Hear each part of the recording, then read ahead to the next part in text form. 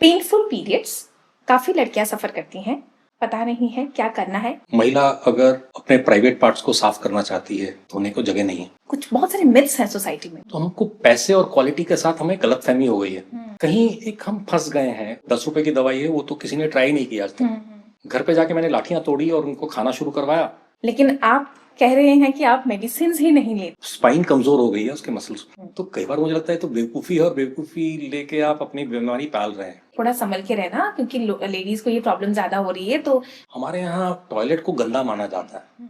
मल हम साफ करते हैं तो कैसे साफ करना है किसी ने नहीं बताया। 100 बच्चे पैदा करने के लिए 5 या 7 औरतें मर रही थी हर साल। एक miscarriage, second miscarriage, third miscarriage, pregnant नहीं हो सकती हैं। क्या कोई स्पेसिफिक कारण है? इतना पुराना इतिहास है, इतनी अकल है हमारे यहाँ, बट हमारे इंडिकेटर्स जो हैं, हमारे हेल्थ के इंडिकेटर्स इतने पीछे हैं बाकियों से, हम क्यों नहीं कर पाते।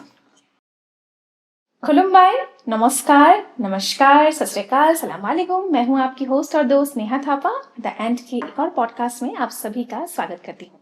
आज के इस पॉडकास्ट में हमारे साथ हैं डॉक्टर सुनील कौल जी। सुनील जी 10 साल आर्मी में मेडिकल डिपार्टमेंट में रहे और रिजाइन देने के बाद समाज सेवा में लग गए।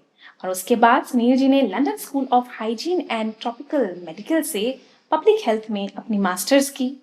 सुनील जी 1 साल के लिए यानी कि 2024 मई तक डेवलपमेंट एडवाइजर के तौर पर बीटीआई गवर्नमेंट में रह चुके हैं। वर्तमान में सुनील जी गवर्निंग बॉडीज में हैं जन स्वास्थ्य सहयोग छत्तीसगढ़, लो कॉस्ट गुजरात और आगोर तागरा आफत असम में। Welcome to our podcast Sunil ji. Thank you so much for your time. Specially आज का हमारा टॉपिक है वुमेन्स हेल्थ एंड हाइजीन। लेकिन आप कम्युनिटी के साथ कई सालों से काम कर रहे हैं। 2000 तो एंड की शुरुआत 2000 से हुई है, उससे पहले भी आप बहुत कुछ कर चुके हैं कि कम्युनिटी की सेवा और कम्युनिटी में वुमेन्स हेल्थ को लेकर ये काम करना, ये कहाँ से आपको प्रेरणा मिली या फिर कुछ ऐसा हुआ जिसकी वजह से आपने शुरुआत की? पहले तो कांग्रेचुलेशंस कि ये पॉडकास्ट शुरू किए। Thank you.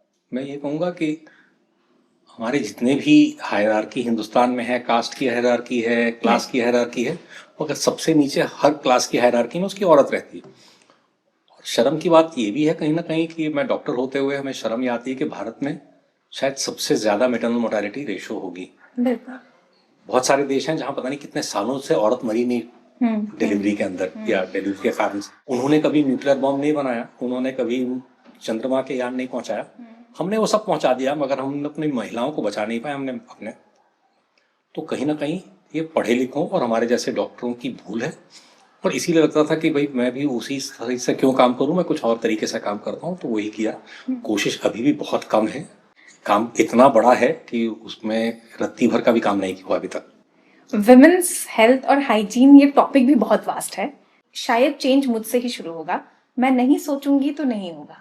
तो एज ए इंडिविजुअल हमारा क्या दायित्व है कि सोसाइटी के ऊपर कम्युनिटी के लिए छोटी सी चीजें हेल्थ हाइजीन को लेकर, छोटी छोटी अवेयरनेस, हम क्या कैसे उसको बदलाव की तरफ लेकर आ सकते हैं?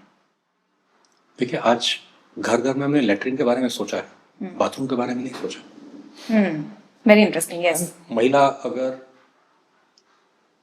अपने प्राइवेट पार्ट्स को साफ करना चाहती है तो उसके पास खुल के धोने को जगह नहीं है, राइट। और इसकी वजह से शायद अगर आप किसी भी औरत से, आप कभी ग्रुप में पूछ लीजिए कि आपकी कौन सी बीमारी है, पहले तो नहीं बोलेंगे, फिर आप बोलेंगे अच्छा इसका मतलब मैं मान लूं कि आपके यहाँ कोई सफेद पानी किसी को नहीं होता। किसने बोला नहीं, मेरे पास तो सफेद पानी तो निकलता है। इतनी औरतों के हैं और ज्यादातर उसमें यही रीजंस हैं कि उनके प्राइवेट पार्ट्स को सफा नहीं कर पाते। मैं छोटे से एक उदाहरण दे रहा हूँ, राइट। कभी सोचा ही नहीं गया है कि पुरुष के लिए अगर है तो औरत भी कर लेगी, बट खुलने में कैसे नहाएगी वो तो कैसे सफा करेगी प्राइवेट पार्ट्स वगैरह, राइट। तो ये छोटी छोटी चीजें हैं। बट उससे पहले आजकल, चाहे मैं मतलब वो तो महिला कहिए पुरुष कहिए, दांत साफ करते हैं हम लोग, सबके सब ब्रश करते हैं, सब गलत ब्रश करते हैं जिससे दांत और खराब हो जाते हैं, राइट। तो यहाँ से है कि दांत साफ कैसे करने चाहिए, वो भी हमें स्कूलों में सिखाना चाहिए था। हमारे स्कूल हेल्थ के प्रोग्राम्स हैं, मगर कभी चलते देखे क्या आपने? इंस्पेक्शन हर 6 महीने में होने चाहिए थे उनके पास। एक कितनी बार देखा है आपने कि ऐसी चीजें होती हैं। अब करने को बहुत कुछ है, और मैं कहता हूँ स्वास्थ्य की जानकारी कम से कम लेना, अपना शरीर चलता कैसे है। जैसे मैंने शायद 1987 से आज तक कोई पैरास्टामोल नहीं खाई। ये बीमारी पड़ती हुई है तो आधे 2 घंटे में भाग जाती है। जी। तो उनको भी लगता होगा क्या बदतमीज आदमी है, पैसा भी नहीं खर्चता, तो क्या फायदा इसको तंग करने का। तो अपने शरीर के बारे में जानने से आप बहुत कुछ जो है शरीर को मदद करते हैं इसको ठीक करने में। अगर आप शरीर से डरते रहते हैं तो आप बाहर की चीजें ढूंढ ढूंढ के दवाइयाँ खाते हैं, फिर दवाइयों से और नुकसान होता है, फिर आप और कुछ ट्राई करते हैं, फिर किसी ने कुछ बोला, किसी ने कुछ बोला, आजकल फेक न्यूज़ भी आती है, और पैसा भी बर्बाद करते हैं। अगर अच्छा स्वास्थ्य रखने के लिए पैसे की जरूरत नहीं है, बहुत आसानी से हो सकता है। मेरे ख्याल से ये पूरा एक विज्ञान है और उसको समझ के अपनाने की जरूरत है। हमारी बड़ी प्रॉब्लम हिंदुस्तान में ये भी, हम पढ़ लिख लेते हैं और उसको हम यूज नहीं करते, हम डरते रहते हैं उसको यूज करने में, और शायद वो एक बहुत बड़ा चैलेंज है हमारे यहाँ। आपके बेस्ट हमारे सब, मैं तो इसीलिए बोलता हूँ कि हम जो पढ़े लिखे हैं सबसे ज्यादा गिल्ट हमारा है कि हमने काफी नहीं किया, क्योंकि हमने अपने आचरण में अगर कुछ करते तो और लोग सीखते हैं। बोलने से बच्चे नहीं सीखते हैं, माँ बाप क्या करते हैं, उनके टीचर क्या करते हैं, उससे बच्चे सीखते हैं। और वहीं पर हमारी शायद गैप है।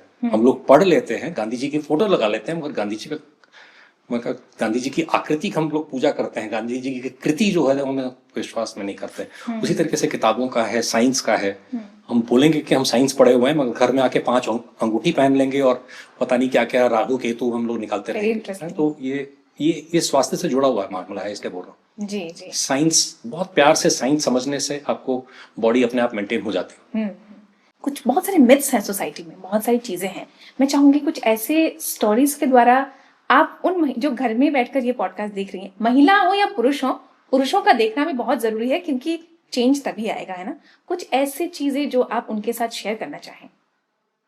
मैं साधारण लेता हूँ कि 70% महिलाओं के अंदर एनीमिया है, खून कम है जितना होना चाहिए।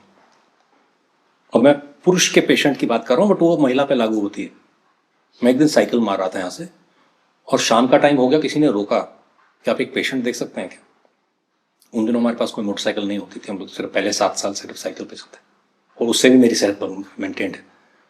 तो मैंने कहा कल सुबह देख लूंगा, क्योंकि घर में लाइट तो थी नहीं, यहाँ पर होती नहीं थी। मैंने कहा कल सुबह देख लूँ, तो उन्होंने कहा हाँ ठीक है।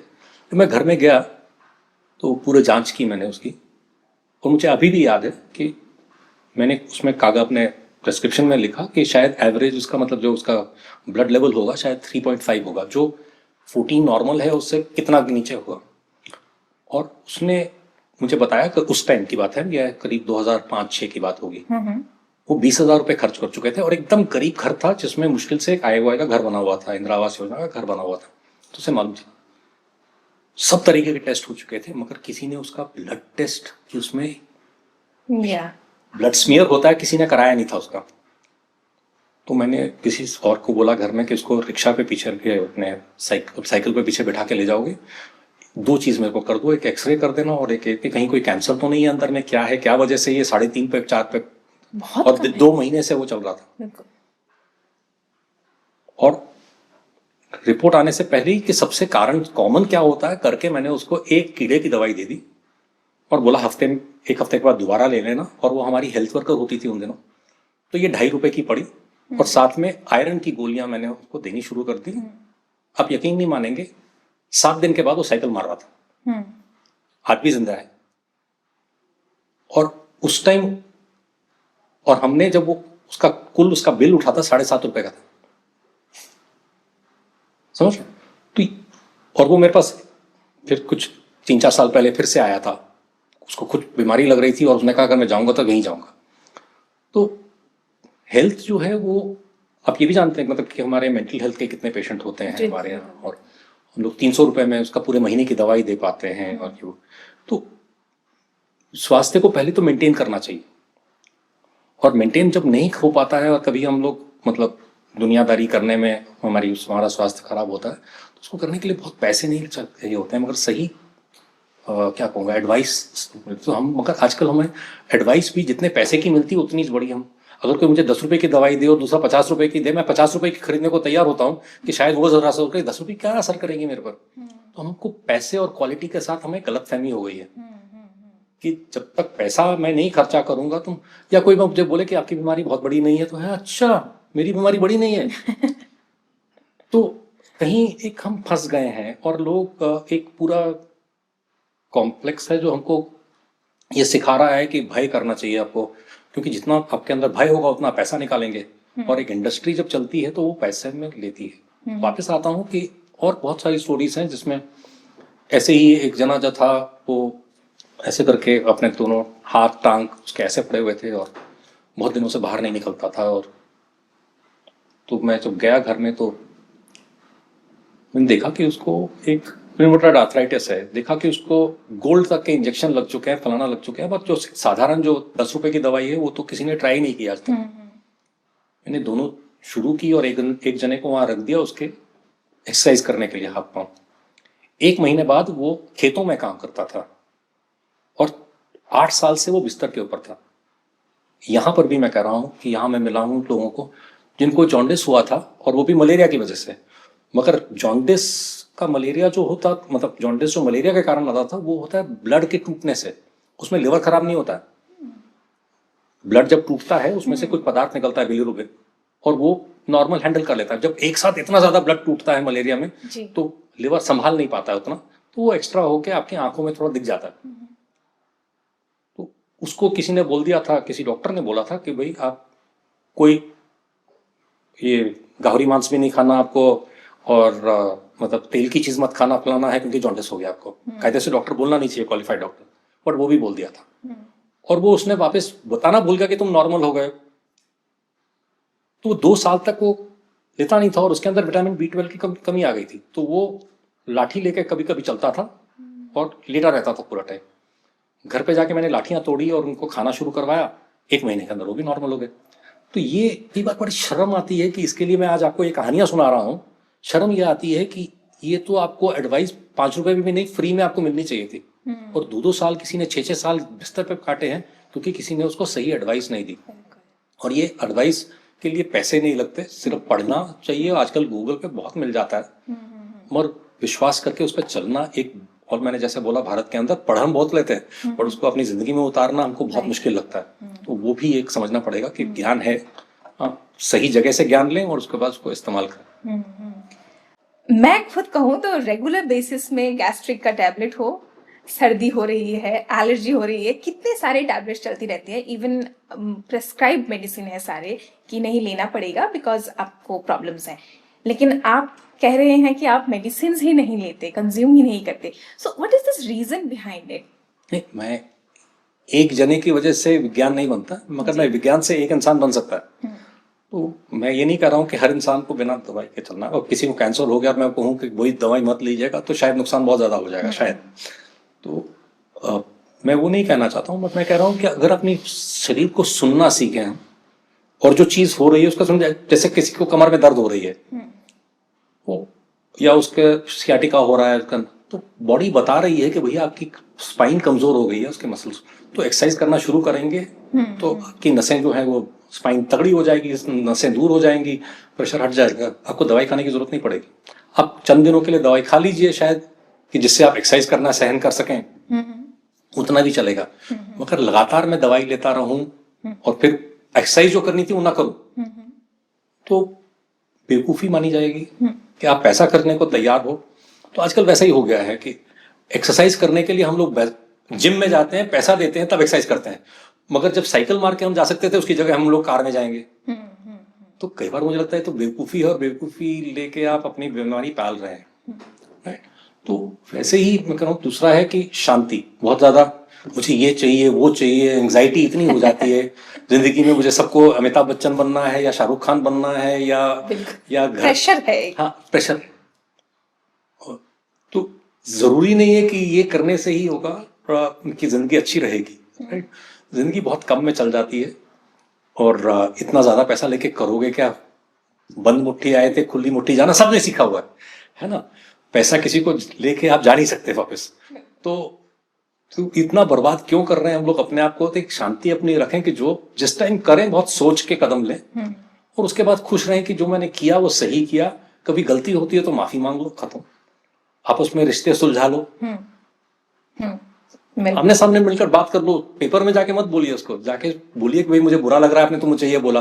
वो भी समझ जाएगा, अगली बार बुरा नहीं बोलेगा। नहीं तो फिर वो भी माफी मांग लेगा। मगर वो ना करके हम तीसरे के पास जाके बोलते हैं कि भाई देखो, तो इससे रिश्ते खराब होते रहते हैं। तो फिर कौन सी टेंशन में उसके साथ बात करूं नहीं करूं, मैं उसके साथ में कैसे जाऊंगा। तो ये सारे जीवन की शैली एक है, उसमें हम लोग पढ़ने में शायद कहीं भूल गए हैं कि खुशी उसी में होती है जहां पर एक शांति होती है, जहां आप जानते हैं कि हमने सही काम किया है और सही के अलावा कुछ नहीं किया।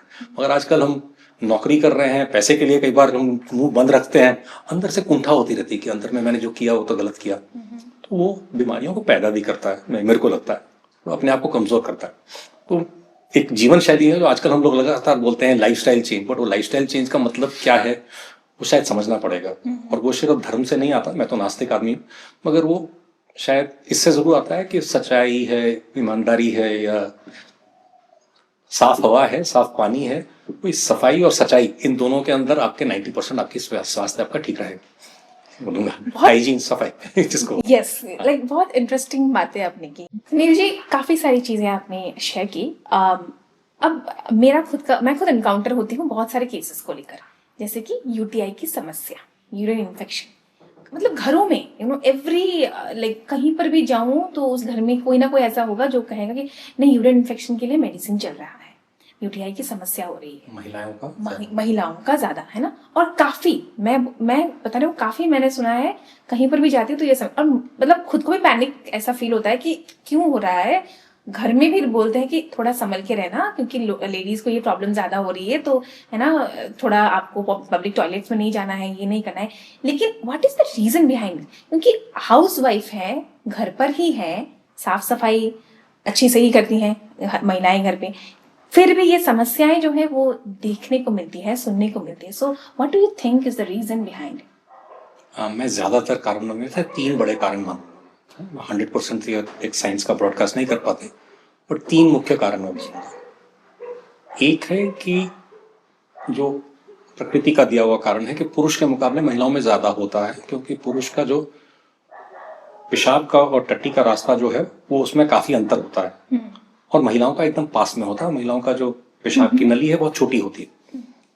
और किसी ने बचपन से हमको ये नहीं सिखाया कि टट्टी करते टाइम सफा जब करें तो पीछे से आगे की ओर हाथ मत लेके आना, क्योंकि टट्टी के रास्ते गंदे बैक्टीरिया आते हैं। पेशाब की नली में कोई बैक्टीरिया होना नहीं चाहिए, कोई जरासीम, कोई कीटाणु होना नहीं चाहिए। तो हर समय जब साफ करें तो आगे की साइड से पीछे की साइड ले जाएं। ये कोई हमें सिखाता नहीं है, बचपन से उल्टा करते हैं। तो पुरुषों में कोई फर्क नहीं पड़ेगा उसमें, क्योंकि पुरुष का एरिया एकदम बंद है और महिलाओं का एरिया एकदम बगल में है, और इसलिए उसमें इंफेक्शन होने का चांस बहुत ज्यादा हो जाता है। नंबर 2 कारण, खासकर जब लड़कियों का मेंस्ट्रुएशन शुरू हो जाता है 9 साल से 11 साल 12 साल के अंदर में जब शुरू होता है, तो उनको हर बार कपड़ा यूज करना पड़ता था पहले बहुत ज्यादा, और वो कपड़ा सुखाने के लिए कोई व्यवस्था नहीं थी। वो हर समय किसी कपड़े के नीचे सुखाती थी। बिल्कुल। तो वो कभी पूरे से, खासकर असम में इतना सूखता नहीं था, तो उसमें फंगस लग जाती थी। और वही गीला कपड़ा जैसे वो अगले दिन पहन लेती थी, बहुत सारे कपड़े भी नहीं होते थे, तो वही कपड़ा पहन लेती, तो फंगल इन्फेक्शन बहुत ज्यादा हमारे ग्लूकोरिया में भी और पेशाब में भी। तीसरा कारण, एक बहुत बड़ा कारण है कि औरतों का खुले में पेशाब करने की जगह नहीं मिलती। औरतों के टॉयलेट पुरुषों से कहीं गंदे ज्यादा होते हैं। बिल्कुल। और मिलते भी नहीं। आप बस में बैठेंगे तो पुरुष तो कहीं गाड़ी रुकवा के सडनली पेशाब कर लेंगे, और लड़कियां कहाँ जाएंगी पेशाब करने के लिए? तो उनको होल्ड करना पड़ता है, और पेशाब अगर ज्यादा देर तक अंदर रहता है उतना ही इन्फेक्शन का चांस बढ़ता रहता है उसके अंदर। तो ये 3 कारण है जिसमें कुछ तो सिखाने की जरूरत है, और कहीं ना कहीं हमको लड़ने की जरूरत है कि भाई महिलाओं के लिए भी उतने ही, अगर बस जा रही है तो उतने ही स्टॉप होने चाहिए। महिलाओं के लिए तो जगह ही नहीं आज तक भी, और जब हो तो सफा रखें। हमारे यहाँ टॉयलेट को गंदा माना जाता है। टॉयलेट उतना ही सफा होना चाहिए जो आपके मंदिर के जैसा हो, बट हमारे टॉयलेट इतने गंदे होते हैं। चाहे अपने घर के भी देखता हूँ मैं किसी एनजीओ में जाता हूँ तो उसको मैं देखता हूँ कि अच्छा चल रहा है, खराब देख रहा हूँ, मैं जाके टॉयलेट चेक करता हूँ। अगर टॉयलेट साफ है इसका मतलब वो एनजीओ ठीक होगा। शायद गलत है तरीका सोचने का, बट ये कोई भी घर को भी इसी तरह से दिखना चाहिए कि अपना टॉयलेट कितना साफ रखते हैं। ये छोटी छोटी चीजों में सफाई एक बहुत बड़ा मायने रखते हैं। आपने जो हाइजीन की बात कही, हाइजीन जिंदगी में बहुत मायने रखता है, और उसको ध्यान रखना चाहिए। Prevention is always better than cure. ये 3 मेन कारण है, इस पर अगर काम किया जाए, एक तो अवेयरनेस कि भाई लड़कियों का टट्टी साफ करने के टाइम में किस तरीके से हाथ जाए, वो करना चाहिए। दूसरा कि जो पैड लगाएं तो सैनिटरी पैड की कीमत दे सकें तो हर बार चेंज करें और ज्यादा देर ना रखें। वो ये होता है कई बार पैसे नहीं है तो चलो एक कोई हम 6 घंटे 8 घंटे रख लेंगे, 3-4 घंटे से ऊपर कायदे से पैड रखना नहीं चाहिए। तो वो ये सब चीजें जो है वो इन्फेक्शन ज्यादा करती हैं। और वो यूटीआई का जो इन्फेक्शन है वैसा ही इन्फेक्शन उसको पेशाब के अलावा जो योनि का पेशाब मतलब योनि का इन्फेक्शन बोलते हैं उसमें भी होता है। उसकी वजह से लिकोरिया बहुत ज्यादा है हमारे यहाँ, राइट। महिलाओं से पूछेंगी तो लिकोरिया बताएंगे, खुल के नहीं बताएंगी। यूटीआई तो फिर भी बता देती है क्योंकि डॉक्टर को भी बोलने में नहीं गई होंगी। यूटीआई तो डॉक्टर के पास चली जाएंगी, लिकोरिया के पास डॉक्टर के पास भी नहीं जाएंगी शायद वो। बिल्कुल बात तो यस। जो भी ऑडियंस इस वक्त देख रही है, मैं तहे दिल से चाहूंगी कि ये जो बातें हैं, इतनी सी ये कुछ मिनटों की बातें सारे सबको शेयर करें। मैं इसलिए भी नहीं कह रही हूँ कि ये हमारा पॉडकास्ट है, लेकिन मैं दिल से चाहती हूँ कि ये अवेयरनेस हो, क्योंकि ये अवेयरनेस सिर्फ गांव में नहीं, शहर में भी नहीं है ये अवेयरनेस। गांव तो चलिए हम कहते हैं कि गांव में अवेयरनेस करनी चाहिए, बट मैं एनकाउंटर्ड हुई हूँ सिटीज की महिलाओं के साथ जिन्हें ये प्रॉब्लम्स है। तो जेंडर वाली समस्या तो सब जगह है, सब जगह है, इसलिए यस डेफिनेटली। वो तो पुरुष और उनको भी वही प्रॉब्लम हो रही है कि टॉयलेट उनको शहर में भी नहीं मिलता है। एग्जैक्टली, ठीक है, उनको किसी ने घर में सिखाया नहीं कि टॉयलेट साफ कैसे करना है, अपना जब वो मलहम साफ करते हैं तो कैसे साफ करना है, किसी ने नहीं बताया। तो मैं वही कह रहा हूँ, तो कहीं फेलियर हम डॉक्टरों का है या पढ़े लिखे लोगों का है भारत में जिन्होंने वो वहां तक नहीं पहुंचाया। मेरा अगला प्रश्न है मॉर्टेलिटी रेट के ऊपर। आपने बहुत पहले ही मेंशन करी है ये चीजें कि इंडिया में तो ज्यादा है, फिर आते हैं असम में और भी ज्यादा है। क्यों है? इंडिया क्यों है, फिर असम क्यों है? सीधा सा कारण बोलूंगा वो है कि औरतों का स्थान नहीं है, राइट। औरत, मैंने कहा हम हर चीज को जब प्रॉब्लम ज्यादा होती है उसको नॉर्मलाइज कर लेते हैं। जैसे अगर आपको न मालूम होता कि सबकी 2 आंख होनी चाहिए तो आप 1 आंख लेके चलते रहते। फिर कोई बाहर वाला आता है, भाई आप लोगों की 1 आंख क्यों? तो कहे क्यों भाई 1 आंख क्यों, 2 आंख थोड़ा होती है। तो वो कहते हैं बाकी सब जगह तो 2 आंख हैं। तब आप लड़ना शुरू करते हैं कि 2 आंख होनी चाहिए। तो अब बहुत सारे देश हैं जहां पर मेटरनल मोर्टेलिटी 3-4 साल में एक बार होती है। उनकी जनसंख्याएं कम हो सकती हैं, मगर अगर हम उसको आंकड़ों में देखते हैं तो 1 लाख बच्चे पैदा करने में 1 या 2 औरतें मरती हैं। मैं जब पहली बार यहाँ आया था और हम लोगों ने वीविंग का काम शुरू किया तो उस टाइम में हमने देखा कि करीब हम जब सर्वे जैसा करना शुरू किया तो 100 बच्चे पैदा करने के लिए 5 या 7 औरतें मर रही थी हर साल। तो 5000 का मोर्टेलिटी रेट बोलना चाहिए। अब वो बड़े लेवल पे हम नहीं बोल सकते हैं क्योंकि हो सकता है कि शहर, जब हम इंडिया की बात करते हैं, विदेश की बात करते हैं तो शहर और गांव सब मिला के करते हैं, पर हमारे गांव में 5000, और क्योंकि इस पर स्वास्थ्य व्यवस्था थी ही नहीं, राइट। आज हमने उसको इंस्टीट्यूशनल डिलीवरी कर दिया कि सब आइए वहां पर रहिए जी। पिछले 40 साल से जितना मैं जानता हूं, 40 साल से कोई नई टेक्नोलॉजी, कोई नई दवाई नहीं आई औरतों को बचाने के लिए। तो जो दवाइयां आई थी 40 साल पहले और बहुत सारे देश वहां तक पहुंच गए, हमें कुछ करने की जरूरत नहीं है, सिर्फ वो व्यवस्थाएं बनाने की जरूरत है कि लोग टाइम पे मतलब औरतों को लेके आए हॉस्पिटल में, चेकअप कराते रहें बीच में, और जब वहां आते हैं तो वहां डॉक्टर ये माने कि ये बचनी चाहिए। मेरे हिसाब से अगर कोई औरत प्रसव के अंदर नब्ज उसकी जिंदा है और सांस ले रही है तो कोई कारण नहीं है कि वो मरनी चाहिए, अगर वो अस्पताल ठीक से चल रहा है। मगर अनफॉर्चुनेटली हमारे बहुत सारी जगह ये सुविधाएं ही नहीं, घर वाले भी तैयारी नहीं करते हैं उसके लिए। कोई भी डिलीवरी खराब हो सकती है। अभी भी गवर्नमेंट बहुत बार हाई रिस्क प्रेगनेंसी की बात करती है। हमें हर प्रेगनेंसी को रिस्क वाला मानना चाहिए कि डिलीवरी जब भी होगी कोई भरोसा नहीं, कुछ हो सकता है, और उसके लिए हमें तैयारी करनी चाहिए। थियोरी में है, प्रैक्टिकली ये हो नहीं पा रहा है अभी भी। और मैं बड़े लेवल पर भी काम किया हूँ इसमें, बिहार में मैंने बड़े लेवल पर भी किया है, और मैं देखता हूँ कि बहुत जगह एक किस्म से नेग्लिजेंस मैं मानूंगा इसको, क्योंकि टेक्नोलॉजी तो है, दवाइयां तो 40 साल पहले बन गई थी, इंजेक्शन जो देने चाहिए थे वो भी बन चुके थे, बट जब व्यवस्था खराब होती है, ब्लीडिंग बहुत ज्यादा हो गई, तो कौन सी ड्रिप देनी चाहिए, कितनी तेज देनी चाहिए, वो भी आज तक बहुत डॉक्टरों और नर्सों को ठीक से नहीं मालूम। थियोरी में मालूम है, मगर प्रैक्टिकली कैसे चलाना है शायद हम लोगों को कभी ध्यान नहीं दिया उसके ऊपर। तो मैं लगातार बोल रहा हूँ, हमारी एक सबसे बड़ी प्रॉब्लम हिंदुस्तान की है कि उस ज्ञान को व्यवहारिक कैसे किया जाए। ज्ञान है, नंबर पूरे आ जाएंगे, पर जब उसको हमें पेशेंट के ऊपर डालना है तो हमें समझ में नहीं आती इसको करें कैसे। या गांधी जी की बात है, सबको मालूम है कि सत्य बोलना चाहिए, मगर उसको सत्य बोलना चाहिए और कैसे बोलना चाहिए हमें आता नहीं।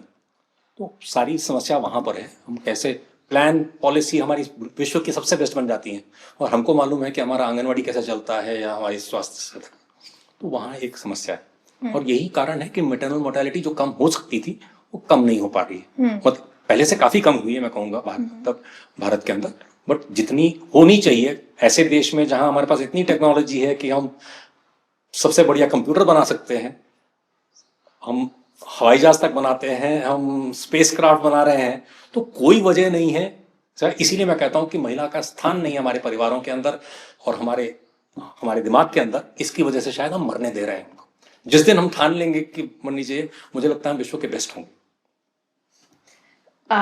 बहुत सारे लोग तो सोचेंगे शायद जब देख रहे होंगे कि हाँ यही है सिचुएशन, पर शायद एक्सेप्ट ना करें, लेकिन चलो दिमाग में तो ये चीज आएगी जब ये पॉडकास्ट देखेंगे। तो मिसकैरेजेस भी बहुत होते हैं सुनील जी, क्या यही कारण है? क्या लापरवाही? क्या अब मुझे नहीं मालूम, लेकिन कुछ फैमिलीज मैंने देखी है जो ठीक है, they were taking good care. After that also एक miscarriage, second miscarriage, third miscarriage, then come to know कि अब कंसीव नहीं कर सकती हैं, प्रेग्नेंट नहीं हो सकती हैं। ऐसे बहुत सारे केसेस मैंने खुद देखे हैं। रीजन मुझे नहीं मालूम, क्या कोई स्पेसिफिक कारण है? नहीं, मैं इसको थोड़ा सा अलग भी करना चाहूंगा। मैं एक ये जानना बहुत जरूरी है कि करीब विदेश में भी जहां बहुत सारी सुविधाएं अच्छी हैं, पहले 3 महीने के अंदर में 25% गर्भ गिर जाते हैं। 100 में से 25 गर्भ गिर जाएंगे। वो एक प्रकृति का तरीका है सबसे बेस्ट चुनने का। पहले तो आप शायद पता नहीं कितने लोग जानते हैं कि नहीं जानते हैं कि मतलब महिलाओं में से अंडा एक निकलता है, बट पुरुष के अंदर, वीर्य के अंदर इतने सारे शुक्राणु होने पड़ते हैं, इतने ज्यादा स्पर्म होने पड़ते हैं, तो करोड़ों में से एक सिलेक्ट होता है। तो प्रकृति का तरीका है बेस्ट जेनेटिक मटेरियल ढूंढने का। उसी में से जब बच्चा बन भी जाता है तो 25% जो है वो उसको कहीं ना कहीं प्रकृति में मानूंगा कि वो सही नहीं मान रही है, उसको गिरा देती है। तो पहले 3 महीने में होता है तो बहुत घबराने का नहीं। उसके बाद जो अगर गर्भपात होता है तो मैं उनको कहते हैं कि ये जरूरी नहीं था, इसको हम बचा सकते थे। अगेन उसमें से बहुत सारे कारण इन्फेक्शंस के हैं, या कहीं पर डिफेक्ट है बर्थ कैनाल का, और या खून की, पिताजी का खून जो था अगर वो बच्चे के अंदर आया है और माँ के साथ कंपैटिबल नहीं है तो उसको गिरा देगा।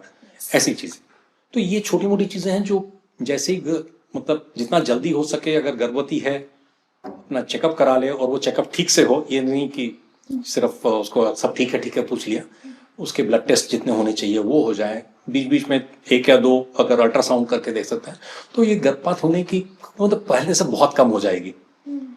समस्या वही मैं कह रहा हूँ कि कहीं ना कहीं हम ये महिला का गर्भ, महिला का सेक्स, महिला का गर्भ, ये सब हम छुपा के करते हैं। तो इसलिए जानकारी जो हमारी, अब ये क्या कर रहे हैं, मैं बहुत सारी नर्सेज से बात कर चुका हूँ। मैं जब पूछता हूँ कि अगर कोई औरत आए अपना गर्भपात कराने के लिए, आप तो बोल रही कि मिसकैरेज जो गलती से हो जाता है, जहां कराना चाहती हैं वो कहती है तो इलीगल। इंदिरा गांधी ने कब से अधिकार दे दिया था महिलाओं को हमारे यहाँ 1975 से, और आज तक भी हमारे अगर हेल्थ के मतलब कर्मचारी ये सोचते हैं कि तो उनका ये इलीगल है, तो उनको सही सुविधा देगा कौन? क्योंकि इलीगल जैसे ही बोलते हैं तो लोग डर जाते हैं। तो सही चीजों करने के लिए भी आपके तरीके बने हुए हैं, तो वो अगर हमारे कर्मचारियों को ही नहीं मालूम तो फिर बाकियों को कैसे मालूम होगा? तो फिर व्यवस्था बनेगी कैसे? तो ये पहले मैं कहूँ तो फिर समझना कि पहले 3 महीने में इतना घबराने का नहीं है। बहुत सारे बच्चों का होता भी है, बहुत सारे बच्चे गिरते हैं, तो डरना नहीं चाहिए। अगर 3 महीने के बाद हो रहा है तो कोई ना कोई कारण होगा। तो 90% में मैं मानता हूँ कि इलाज हो जाना चाहिए उसका। 10% ऐसे हो सकते हैं जिनके अंदर कोई डिफेक्ट है, और मैं कहूँगा तो बहुत ज्यादा ट्राई मत कीजिए। 2-3 बार नहीं हुआ तो किसी बच्चे को गोद ले लीजिए, उस बच्चे का भी भला हो जाएगा, बजाय इसके कि करोड़ों रुपए खर्चे IVF के ऊपर, लाखों रुपए, जरूरत नहीं। क्या एज भी एक फैक्टर है? क्या मैरिज? हाँ, डेफिनेटली एज के साथ आपके गर्भपात के चांस बढ़ जाते हैं। अगेन क्योंकि आपके अंडे पुराने हो चुके हैं, आपके शुक्राणु पुराने हो चुके हैं। तो आजकल तो लोग बोलते हैं कि उनको अगर किसी को शादी लेट करनी है तो बचपन में ही, मतलब युवावस्था में ही अंडे और उनको स्टोर कर लें और उसको बाद में इस्तेमाल कर लें बच्चा पैदा करने के लिए, क्योंकि चांस बढ़ जाते हैं, क्योंकि थोड़े बूढ़े हो जाते हैं। वो शुक्राणु इतना तेजी से नहीं जा पाते, वो ओवम के अंदर कुछ जो का अंडा है औरत का वो भी थोड़ा सा काम नहीं करता, और जितना उम्र जाती है उसमें और विकृतियां भी आने का डर होता है। तो आप हमने सुने होंगे डाउन सिंड्रोम वगैरह भी होता है, तो बच्चा जब पैदा होता है उसमें विकृति हो सकती है। तो ये है जरूर, मगर आज की तारीख में हम ये भी मानते हैं कि औरत कम से कम इतनी तो सबल हो जाए, अपनी ताकत आ जाए, उसके बाद ही करे, बच्चा पैदा करे, या दोनों में पैसा हो कि बच्चा पैदा करना ही जरूरी नहीं, उसके बाद उसको ठीक से संभालना भी जरूरी है। तो इस वजह से थोड़ा सा लेट हम मानते हैं, बट हाँ, अब 40 या 45 के बाद में आप बच्चा करने की कोशिश करेंगे तो डेफिनेटली चांसेस बढ़ जाएंगी सारी चीजों के। So what can be the good age, कि अगर हम मान के चलें कि as a safe side, because ये भी बहुत सारे क्वेश्चंस हैं, ये फ्रेंड सर्कल में भी बहुत सारे लोग डिस्कस करते हैं, मेरे ही फ्रेंड सर्कल में डिस्कशन होती है, लेकिन हमें ही नॉलेज नहीं है कि what should be the correct age. मेरे ख्याल से साइंस ने भी डिटेक्ट नहीं किया इसको, और मैं कहूंगा कि 20 और 35 के बीच में हो जाने से चलेगा, बढ़िया। बट क्योंकि आपको पहला try, second try, third try करना पड़ जाएगा, तो 20 से 30 कहूंगा, जिससे कि लेटेस्ट आपका 35 से पहले हो जाए। जी, बहुत ही, this is the saddest part कि क्लास 9th में एक चैप्टर है रिप्रोडक्टिव सिस्टम, है ना। अब वो पढ़ाया नहीं जाता बहुत सारे स्कूल्स में, उसको स्किप कर दिया जाता है, शाइनेस है, अवेयरनेस नहीं है, टीचर खुद इसको स्किप कर देती है। अधिकतम केसेस में ऐसा होता है कि क्वेश्चन आंसर दिए जाते हैं, आप पढ़ के एग्जाम दे दीजिए। कितना इम्पोर्टेंट है ये चैप्टर स्टूडेंट्स को पढ़ाना, इस बारे में क्या कहना चाहेंगे, आपका पॉइंट? मैं यहाँ से शुरू करता हूँ कि MBBS में हमको स्ट्रक्चर सिखा देते हैं, मगर सेक्स कैसे किया जाता है कभी बात नहीं होती। जी, MBBS तक में भी शर्म है कहीं ना कहीं। जी। तो हम लोग वही शायद ब्लू फिल्म से या किताबों से सीख जाते हैं कि बॉडी जो साइंस की नहीं है उनमें से सीख जाते हैं कि कैसे सेक्स होता है, बट हमारी टेक्स्ट के अंदर भी नहीं आता कि सेक्स कैसे होता है। मोटा मोटी सीख जाते हैं, बट उसमें औरत की मानसिकता पे क्या होती है, पुरुष की मानसिकता पे क्या होती है, उसका दिमाग से क्या कनेक्शन है, कभी भी नहीं आता। और ये समस्या सेम समाज की है। शायद भारत में बच्चे इतने ज्यादा पैदा होते थे, मगर बच्चे जिस तरीके से पैदा होते थे उसके ऊपर बात करने की बहुत शर्म थी। सरकार ने कोशिश की कि उसको जैसे तैसे सिखाना शुरू करो, जिससे वो गलत रास्ते पे ना जाए, और उसको थोड़ी समझ में तो आए कैसे कंट्रोल करूं अपने आप को। मगर वही है, जैसे हमारे यहाँ ये बात करना, मैं ऐसे लोगों को जानता हूं जिनको 30 साल की उम्र में ऐसी लड़की जिसको पहली बार मालूम चला कि सेक्स का मतलब क्या है, बच्चा पैदा कैसे होता है, उसको तो पिक्चरों से ही मालूम था। उसको लगता था कि बस आपस में लड़का और लड़की पास में आ गए तो उससे बच्चा हो जाता होगा, तो इसके पास में नहीं जाना। और मैं दंपतियों को जानता हूं जो मेरे पास आए थे ट्रीटमेंट के लिए, बच्चा नहीं हो रहा, और उनको मालूम नहीं था कि सेक्स में, उनको लगता था चूमने से शायद सेक्स हो जाता, मतलब चूमने से बच्चा पैदा हो जाएगा। तो ये एक प्रॉब्लम है हमारे यहाँ, और कहीं कम है, मतलब कि बहुत ज्यादा लोगों में ऐसा नहीं हो, पर यहाँ तक पहुंच जाता है तो इसका मतलब है कि समाज में बात ही नहीं हो रही इसकी। तो ये पढ़ाना जरूरी है, और मुझे लगता है इसको शर्म से हटाना पड़ेगा कि ये जरूरी है। और इसमें थाईलैंड वगैरह ने बहुत बढ़िया प्रयास किए हैं, और मुझे लगता है हमारे यहाँ बहुत ज्यादा रिलीजियस और पॉलिटिकल वाले लोग जो हैं इसको बाधा देते रहते हैं। अगर NGO भी जाते हैं करने के लिए, गवर्नमेंट भी बोल रही है उनको करने के लिए, मगर मार पिटाई कर देते हैं यहाँ तक कि हमारे बच्चे बिगड़ जाएंगे, हमारी लड़कियां बिगड़ जाएंगी। ये तर्क जो है ये हर समाज में चला है। वो चाहे वैश्यावृत्ति है, उसको लीगलाइज करें तो अलग समस्या है, न लीगलाइज करें तो अलग समस्या है। तो हमारे जैसे बोलते हैं इसको लीगलाइज कर लीजिए, कम से कम सबका स्वास्थ्य तो ठीक रहेगा, HIV AIDS कम फैलेगा, फलाना करेगा। बट बहुत लोग कहेंगे इसको जो ही लीगलाइज करेंगे बढ़ जाएगा। उसी तरीके से इसमें, बट हमें लगता है कि, मैं कल ही सुन रहा था कि बहुत ज्यादा जगह पे हमारे गाँव के अंदर में भी बच्चा न होने के लिए सेक्स तो कर लेते हैं, और अगले दिन सुबह माँ को हमारे लड़के लोग या हमारे मतलब हस्बैंड्स जो हैं वो सुबह अनवांटेड वाली वो जो 72 वाली पिल होती है वो खिला देते हैं। और बार बार देते रहने से बेवकूफ़ी है ना, मतलब प्रिवेंशन इज ऑलवेज बेटर। तो कॉन्डोम यूज करना या फलाना करना, और ये बच्चों को भी सिखा देना कि इस तरीके से बच्चा होता है, बट साथ में रिस्पॉन्सिबिलिटी भी सिखाना कि शादी या सेक्स तब तक ना करना बिकॉज उसमें चांस है कि बच्चा हो जाएगा, और बच्चे को संभालोगे कैसे, एक जिम्मेदारी बन जाएगी। तो वो अगर पूरा समझा दिया जाए शायद बच्चे अपने आप समझें। और सेक्स एक नेचुरल फिनोमिनन भी है, और उसको गंदगी से ट्रीट करना भी इसीलिए हो रहा है क्योंकि वो गलत जगह से सीख रहा है। उसके अपने टीचर या उसके पेरेंट्स जो है उसको अगर संभाल के बोले, मुझे लगता है कि बच्चे रिस्पॉन्सिबल होंगे और अपने आप वो प्रॉब्लम सॉल्व हो जाएगी। हमारी प्रॉब्लम इसलिए कि हम एक तो प्रॉब्लम को हम बढ़ावा दे रहे हैं ना बता के, और उसके बाद जब प्रॉब्लम आती है तो उसको छुपाते हैं। तो दोनों की वजह से समस्याएं हैं हमारे यहाँ। ये शर्म नाम की चीज जो है ये छोड़नी पड़ेगी कभी ना कभी। बिल्कुल। मेरा आखिरी प्रश्न आपको, और ये जो प्रश्न है ये बहुत इंपॉर्टेंट है। पेनफुल पीरियड्स काफ़ी लड़कियां सफ़र करती हैं और अवेयरनेस नहीं है, पता नहीं है क्या करना है। कहते हैं कि ऐसा ही है, सबको दर्द होता है, तुमको भी हो रहा है, इट्स कॉमन, ये मैं भी सुनती आई हूँ कि it's common, but what is the actual reason और क्या प्रिकॉशंस लड़कियां ले सकती हैं? इसका कारण शायद हमको आज तक बिल्कुल पूरी तरह से समझ में नहीं आया है, मगर ये हम जरूर देखते हैं कि जिस माँ के अंदर पेनफुल पीरियड्स हों उसकी बेटी को चांसेस ज्यादा होते हैं कि उसको भी हो गए पेनफुल पीरियड। और ऐसे समाज में कई ऐसे समाज मिलते हैं जहाँ सुना ही नहीं है, और कहीं के समाज जहाँ को सबको होता है, इस तरीके का है। तो कहीं ना कहीं ये एक साइकोलॉजिकल या एक्सेप्टेंस वाला भी है। मगर कुछ हद तक हमको ये जरूर मालूम है कि पहला बच्चा होने के बाद जनरली ये प्रॉब्लम खत्म हो जाती है। तो बहुत बार मैं देखता हूँ डॉक्टर बोलते हैं कि भाई बच्चा होने के बाद खत्म हो जाएगा, बट आजकल बच्चा तो लोग बहुत लेट करते हैं, तो तब तक क्या वो भुगतती रहेगी? तो इसके लिए हमारे यहाँ मतलब बहुत सालों से और मतलब हमारे जो साधारण पैकेट आते हैं माला डी के या माला एन जो हमारे ANM के पास होती है, आशा भी देती है, गर्भ निरोधक गोलियां बोलते हैं हम लोग, तो उसमें लिखा हुआ है कि अगर 2 या 3 महीने तक ये ट्राई किया जाए एक औरत के अंदर, और वो बच्चा न होने के लिए नहीं दिया जा रहा है, वो सिर्फ पेनफुल पीरियड्स के लिए दिया जाता है कि अगर 2-3 महीना लिया जाए तो बहुत सी लड़कियां ऐसी हैं जिनको पेनफुल पीरियड बंद हो जाएंगे, उनकी जिंदगी सहल हो जाती है उसके बाद। ड्यूरिंग दैट टाइम तो आप कोई ना कोई पेन किलर वगैरह खा सकते हैं, मगर हर महीने खाना पड़ता है और उसके बाद उसके साइड इफेक्ट्स भी होते हैं। तो ये एक बहुत अच्छा तरीका है जो किया जा सकता है, मगर क्योंकि बहुत सारे हमारे स्वास्थ्य के कर्मचारियों को भी नहीं मालूम है तो वो डरते रहते हैं सब बोलने में। मगर गर्भ निरोधक गोलियां कोई भी होती हैं, वो 2-3 महीने तक अगर खाई जाए, हाँ जरूर लांछन लगने का चांस है कि भाई आप क्यों खा रही हैं, मगर अगर सब समझते हैं इसको, माँ बाप भी समझते हैं, घर वाले भी समझते हैं, पेशेंट भी समझता है, हेल्थ प्रोवाइडर समझते हैं, तो मुझे नहीं लगता कि कोई प्रॉब्लम होनी चाहिए। फिर अभी भी ये दबी हुई बात है। बिल्कुल। इसको 2-3 महीने अगर देने से बहुत सारी औरतें हैं जिनको आगे दर्द नहीं होता है। वो ऑलमोस्ट वो हार्मोन है और वो ऐसा ही काम करती है जैसे पहला बच्चा पैदा होने में। बट पहला बच्चा वेट करने के लिए पहले तो 16-17 में पैसा हो जाता था, अब 30 साल में पैदा हो रहा है, तो मैं क्या 15 साल तक भुगतती रहूंगी क्या? तो इसलिए ये एक साधारण तैयार है, बट कारण स्पष्टता से नहीं मिले। हाँ कई और कारण भी हो सकते हैं, कभी इन्फेक्शन होते हैं, फलाने होते हैं, वो एक अलग बात है, बट साधारणतः जिसको हम पेनफुल पीरियड बोलते हैं उसमें ये एक समस्या रहती है, कॉमनेस्ट। जी, थैंक यू सो मच। बहुत सारी बातें की हमने, पता नहीं काफी सारी बातें रह भी गई होंगी जो हमारे माइंड में ना आए, और अगर कहीं हमें कमेंट्स मिले, अगर ज्यादातर क्वेश्चंस हो कि है ना इस बारे में बात होनी चाहिए, कुछ भी प्रॉब्लम हो, तो हम वापस से आप तक पहुंचेंगे और आपको कहेंगे कि सुनील जी पॉडकास्ट नंबर 2 आपके साथ फिर से करना है।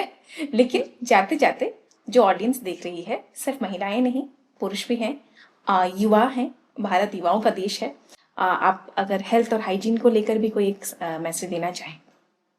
मैंने जैसे बोला कि सफाई और सच्चाई इसको बांध के रखें, जितना उसके नजदीक रहेंगे उतनी आपका जीवन सहल रहेगा, मानसिक और शारीरिक स्वास्थ्य दोनों के लिए बोल रहा हूँ। और दूसरा कि पढ़ते रहें और पढ़ के उसको अपने जीवन में यूज करते रहें।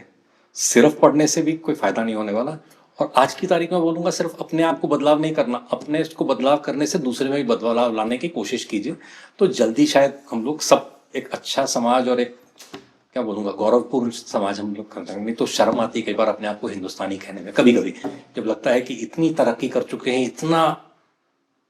इतना पुराना इतिहास है, इतनी अकल है हमारे यहाँ, बट हमारे इंडिकेटर्स जो हैं, हमारे हेल्थ के इंडिकेटर्स इतने पीछे हैं बाकियों से, हम क्यों नहीं कर पाते? तो अपने ज्ञान को इस्तेमाल में लाइए। जी, thank you so much Neel ji, thank you to our audience. आशा करती हूँ कि पूरा पॉडकास्ट उन्होंने देखा होगा, आपको बहुत सारे जो मिथ्स हैं उसके बारे में पता चला होगा, काफी सारी इंफॉर्मेटिव चीजें आपको इस पॉडकास्ट के दौरान है ना मिली होगी।